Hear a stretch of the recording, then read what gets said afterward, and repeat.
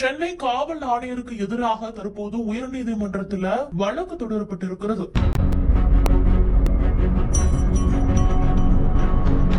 சென்னை அண்ணா பல்கலைக்கழக மாணவி பாலியல் வன்கொடுமை விவகாரத்துக்கு நீதி கேட்டு அண்ணா பல்கலைக்கழகம் முன்பாக பல்வேறு அரசியல் கட்சியினரும் போராட்டம் நடத்தினார்கள். இந்த சம்பவம் தொடர்பாக கோட்டூர்புரத்தைச் சேர்ந்த ஞானசேகரன் என்பவரை போலீசார் கைது செய்து விசாரணையுமே நடத்தி வருகிறார்கள். இதற்கிடையேதான் சென்னை உட்பட பல்வேறு மாவட்டங்கள்ல பெண்களுக்கு எதிராக நடக்கும் பாலியல் வன்கொடுமைகள், பாலியல் சீண்டல்களை கட்டுப்படுத்த தவறிய தமிழக அரசை கண்டித்தும் சென்னை அண்ணா பல்கலைக்கழக மாணவி பாலியல் வன்கொடுமை செய்யப்பட்டதை கண்டித்து அரசியல் கட்சிகள் போராட்டம் நடத்தி வந்தார்கள். முதலில் பாஜக இந்த போராட்டத்தை அறிவித்தார்கள். அப்பொழுது போராட்டத்தில் ஈடுபட்ட வானதி சீனிவாசன், தமிழிசை உள்ளிட்டோர் கைது செய்யப்பட்டு பிறகு விடுவிக்கப்பட்டார்கள். அதே போல நாம் தமிழர் கட்சி ஒருங்கிணைப்பாளர் சீமானும் போராட்டத்தில் ஈடுபட்டார். அண்ணா பல்கலைக்கழக மாணவி பாலியல் வன்கொடுமையை கண்டித்து நாம் தமிழர் கட்சி ஒருங்கிணைப்பாளர் சீமான் தலைமையில வள்ளுவர் கோட்டத்தில் ஆர்ப்பாட்டம் நடைபெற்றிருக்கிறது. இந்த ஆர்ப்பாட்டத்திற்கு போலீசார் அனுமதி வழங்கவில்லை. அதே போலதான் பாஜகவிற்கும்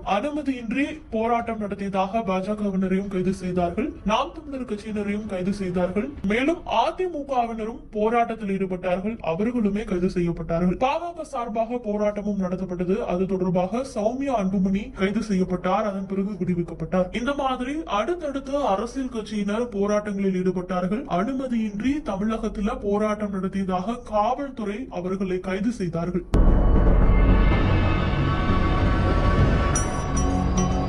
இந்த போராட்டங்கள் எல்லாம் நடைபெற்று முடிந்து அனைவருமே கைது செய்யப்பட்டு விடுவிக்கப்பட்டு இருக்கிறார்கள். அதன் பிறகு நேற்றைய முன்தினம் தமிழக சட்டசபை கூட்டத்தொடரின் முதல் நாளில் தேசிய கீதம் பாடப்படவில்லை என கூறி ஆளுநர் RN ரவி வெளிநடப்பு செய்திருந்தார். இந்த சம்பவமானது பெரும் பரபரப்பை ஏற்படுத்தி இருந்தது. இந்த நிலையில தமிழக ஆளுநர் RN ரவி தமிழ் தாய் வாழ்த்தை அவமதிப்பதாக குற்றம் சாட்டி திமுகவினர் தமிழகம் முழுவதுமே ஒரு ஆர்ப்பாட்டத்தில் ஈடுபட்டார்கள். இந்த நிலையில தான் திமுக மட்டும் போராட்டம் நடத்துகிறது, மற்ற கட்சியினர் போராட்டம் நடத்தினால் அவர்களுக்கு அனுமதி வழங்கப்படுவதில்லை அப்படின்னு குற்றச்சாட்டுகளை முன்வைத்து சென்னை உயர்நீதிமன்றத்தில் பாஜக வழக்கு தொடர்ந்திருக்கிறது.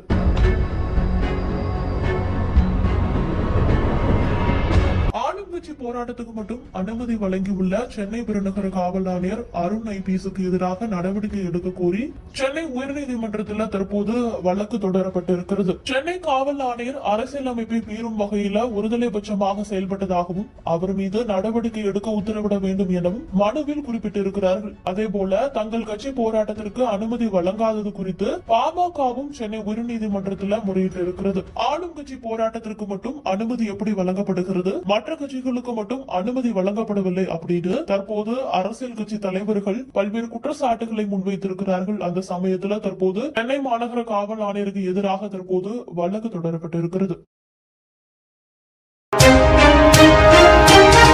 செய்திகளை உடனுக்குடன் தெரிந்து கொள்ள விடியல் செய்திகள் ஆன்லைன் சேனலை சப்ஸ்கிரைப் செய்யவும்.